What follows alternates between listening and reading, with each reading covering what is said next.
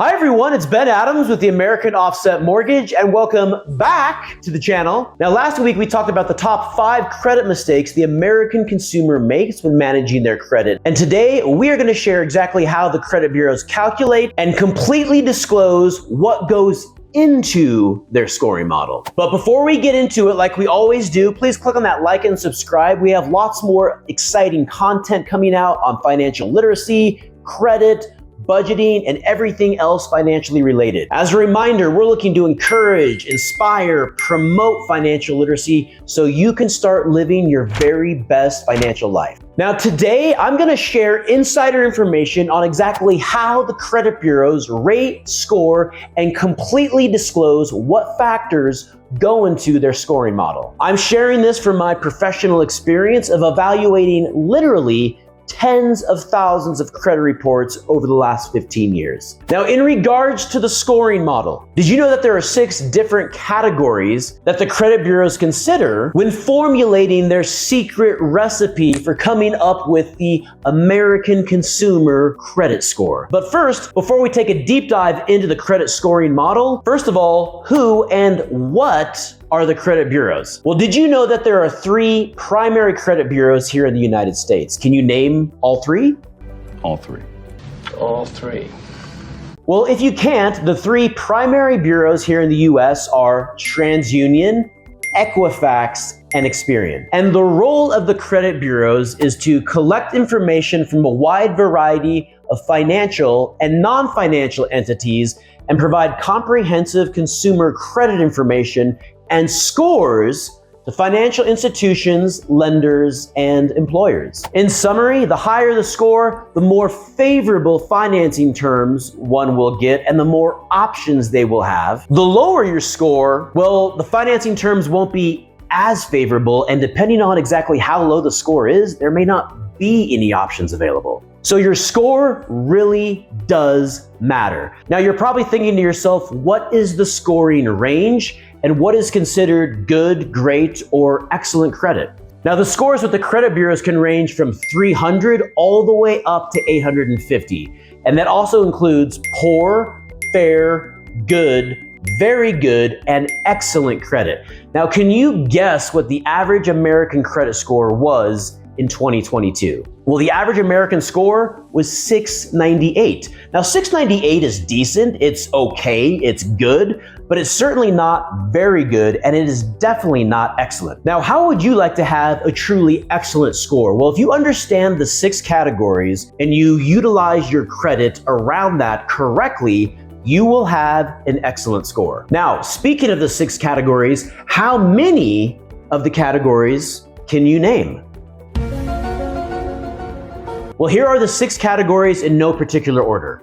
Payment history, age and diversity of accounts, utilization of revolving accounts, total account balances, credit inquiries, and available credit. Now, out of these 6 categories, which one do you think is going to have the biggest impact on your score? I'll give you a hint. No, it's not credit inquiries. If you said payment history, then you are correct. Did you know that payment history accounts for 40% of your total score? And it is the most important factor with credit. You have to make your payments on time regardless of what type of credit you have. If you have late payments on any type of accounts, your score is going to be destroyed. And remember, a late payment as defined by the credit bureaus is a payment that is at least 30 days late. So if you have a payment that is due on the 1st and you make the payment on the 10th, although your lender may impose a penalty, as far as the credit bureaus are concerned, they will not report this as late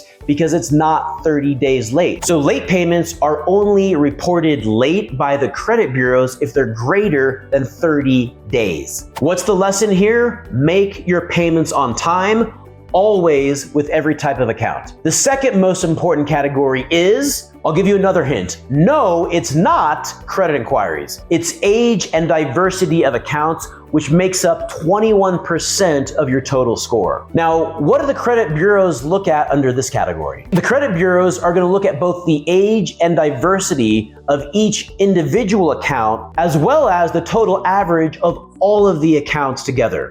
You want to have a balance with the different types of credit that you have on your report and diversify the types of credit. Make sure that you have revolving accounts, installment accounts, mortgage accounts. The more diverse your credit profile is, the better. If you have an account that is 5 or 10 years old, do not close it, because it really is having a positive impact on your score. The older the account, the more it helps your score. The third most important category, utilization of revolving accounts, and this accounts for 20% of your total score. Now, this is important. The bureaus also look at how each revolving account individually is being managed, as well as how your combined revolving accounts are being managed. So you don't ever want your individual or your total utilization rate to be over 30%. So as an example, if an individual has a credit line of $10,000 on a credit card and they have a balance of $8,000, the utilization rate in that example would be 80%. And that's gonna have a really negative impact on their credit, even if they're doing everything else right, because the utilization rate exceeds 30% by a wide margin. So don't ever let the balance of any individual credit card go over 30%. Now, the credit bureaus are also going to look at total credit utilization. So let's say in this example that when we look at all of the different credit cards, the in-store charge cards, and the home equity line of credit, let's say that someone has available credit of $100,000. You don't ever want those combined balances from all of those different accounts to exceed $30,000, or else it will start to have an adverse impact on your score because the utilization rate would then exceed 30%. Now, the fourth most important category, you're probably thinking credit inquiries. Well, guess what? You're wrong. It is not credit inquiries. It's total account balances, which makes up 11% of the total score. Now, total account balances is simply how much debt you currently have outstanding. You can see that it's around 11% of your total score. As long as you are managing the other components of your credit accurately, this should not have a huge impact on your score, but it is something that you do want to be aware of. You should not be carrying high balances on revolving debt. If you're going to carry high balances, you want those either in installment or mortgage debt, not on revolving debt. The fifth most important category, drum roll, theme music. Here we go. That's right, you guessed it, credit inquiries, and it only makes up 5% of your actual score. Now, this one always makes me laugh because, as you can see, credit inquiries are such a minuscule part of the score profile. But if you ask the American consumer what they think is most important, you will get this answer a lot of the time: credit inquiries. The American consumer is always so concerned about credit inquiries. However, they shouldn't be. They should be less concerned about the credit inquiries and more concerned about how the rest of their credit is being managed and utilized, because this only makes up 5% of the individual score. Now, when you need to get credit, don't be afraid to have your credit pulled. That's another mistake that I see people make. When it's time to apply for financing, don't be afraid to have your credit pulled. You've worked diligently. You've worked so hard on maintaining excellent credit. Now, when you need to use it, don't be afraid to have it pulled. Don't be afraid to have it pulled and shop around for the very best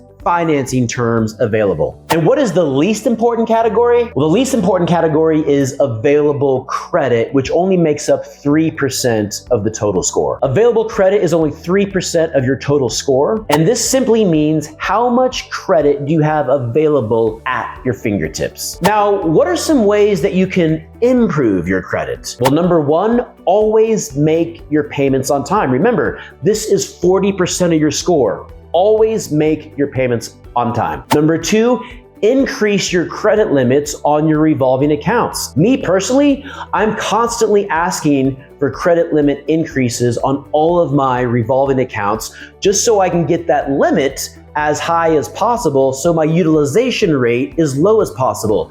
Ask for limit increases as long as you can manage your credit responsibly. Remember, you never want to have a utilization rate of over 30%. Number three, keep your old accounts open and active. Recognize which accounts are older and make sure to never close them. Number 4, never co-sign on any type of debt ever. If someone can't qualify for a loan or a credit card, it means one of two things. Number 1, they either don't have a job or they don't have sufficient income, or number 2, they don't make their payments on time. Don't ever co-sign for anyone on any type of credit, period.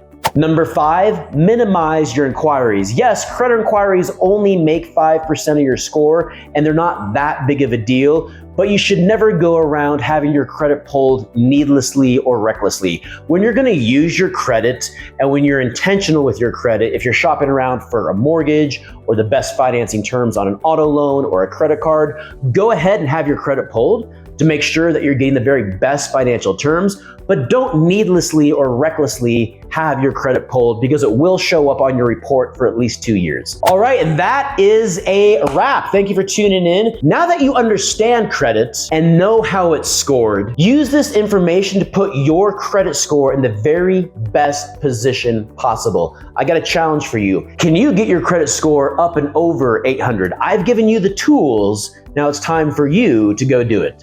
Thanks for tuning in. Until next time.